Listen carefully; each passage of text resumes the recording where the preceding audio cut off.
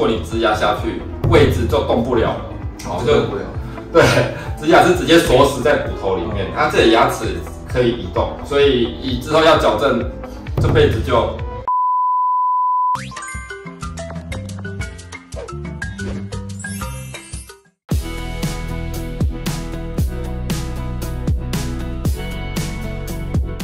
洪先生，你好，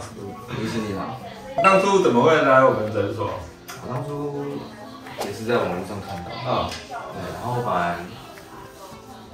看了几家？可能3家的吧，看了3家，对，他们都跟我说要拔掉植牙，做植牙，啊，然后其中我有去大医院，是，去哪一间？植牙中心。因为我本来想说，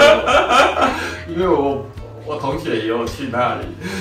他们那边都是拔掉植牙比较多。我本来想说已经做好要做植牙的准备了，他想说就来，反正就试试看，试试看，然后就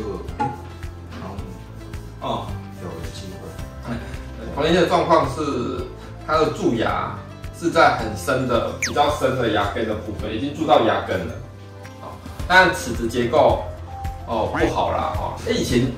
有蛀牙，知道吗？以前好像就有补过一次，然后就还好。对，之后就还好。然后后来发现有一个大洞，对，它就没有都会卡菜渣，所以我想要把它就是，然后每天这么剃。一直塞东西然后后来去跑了3家，甚至医院都去看过，都是要拔掉植牙。对，他说蛀很深，对，因为真的齿质结构真的是不好了。那我们判断牙根基本上还看起来算蛮长的，还年轻，不要那么快植牙所以我们就跟他讨论，因为那时候上面还有齿质，还有牙齿，对，想说就美观来说，我们用矫正慢慢拉下来。对，那拉下来的过程中，牙齿慢慢的就越来越脆弱了就断掉。对，所以我们当然还是有重新根管，对，上助性，然后之后做成逆式假牙，继续拉。对，我本身住桃园也是很辛苦这样跑。对，好，然后如果就是可以时间上可以配合我们当然也是很用心在做啦。慢慢的把它拉出来。这样子拉到定位之后，我们再重新印模做假牙。原本是像这样子蛀一个大洞，原本是像这样蛀一个大洞，我们就是把它整个拉出来，之后，原本旁边牙齿这么长，然后我们拉出来，实际上拉蛮多的啦大概至少拉3到4毫米的牙根，像这种牙根，那比较短一点点啦那强度还是跟正常牙根来说还是有差，可是门牙剂量不需要太大，只要能切断食物就好了所以我是觉得还可以用所以就跟他讨论说，我们要重新根管，做助兴，做逆式假牙，然后慢慢把它拉下来。实际上，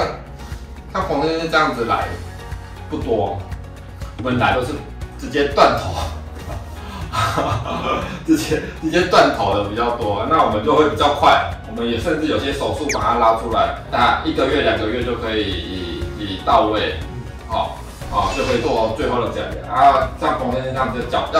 因为它本身就有齿质蛀比较深，我们就用手术，用矫正慢慢把它拉下来，所以就有2种方式，第一个是我们手术直接拉出来，时间会比较快，通常用在我们没有头。就是只像牙根给我们，那我们就是直接拉出来。另外一种就是像彭先生有牙齿本身有牙齿，那我们可以连着人气慢慢拉只是时间要比较久，这个要半年以上。对，半年，要半年以上。对，然后我们最后做完的样子是就是最后完成照，原本是牙根整个都黑掉了，因为都是蛀空。那时候变黑了，你也觉得还好？好像觉得还好。这样觉得还好。对，颜色变深有时候要注意不是要抽神经，就是蛀一个大洞。这些挖下去里面都是空的。事实上，后来就真的断掉，拉的过程中拉到一半的时候真的断掉。那我们就后来重新做完，实际上也很自然不会因为拉下来之后造成比例上不对那我们重新做假牙，之后就恢复原本的外形美观啦看起来也很对称对，所以只要时间上能配合我们的，我们当然也是第一时间给他方式选择。当然植牙也是一种不错的选择啦像彭先生这样子有点爆爆的时候要矫正，如果你植牙下去，位置就动不了了就动不了。对，植牙是直接锁死在骨头里面，这里牙齿可以移动所以之后要矫正，这辈子就没办法再矫正了，就没办法。对，除非把植牙拆掉矫正完再重新植牙。对，因为植牙位置骨头一锁起来，牙齿可以移动，可是植牙没办法移动，是锁死在骨头里面，这样就动不了。这样年轻的时候不要那么早做植牙是比较好的因为还有其他机会。如果外观又要调整植牙一上去都直接锁死，都动不了。所以我们通常可以植牙可以放到40岁之后真的有断掉啦大蛀牙啦才做植牙，会是一个比较好的选择啦趁年轻的时候能够用一些比较保守的治疗来说是比较好啦当然植牙没有不好，只是有时候考虑到将来以后要调整也是一种困扰对医生来说，对病人来说都是一种困扰。那如果能够用比较保守拉出来的方式，当然是一种选择对，我们当然不能说这样做完可以用多久，当然要考量到力学啦有些病人说我全部只剩下这一颗，你能不能帮我救全部都活动假牙勾着，受力还是在那一颗上，那就我们就真的很难救，因为又拉出来牙根力量又变少没有其他牙齿可以负担，那拉出来只是恶化更快而已像全部都有牙齿那我们只要咬合调整一下事实上还可以继续用很久，用10年以上，通常对我们来说，我们临床观察来说是没有什么问题啦。对所以能够保守一点不要太积极。有些医生真的很积极很积极的急着想要拔牙。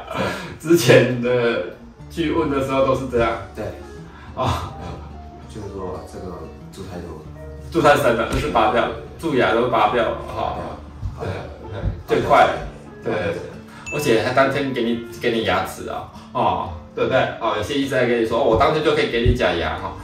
又快又好对蛮傻眼而且都很急着想要拔，马上帮你约时间，要植牙马上帮你约。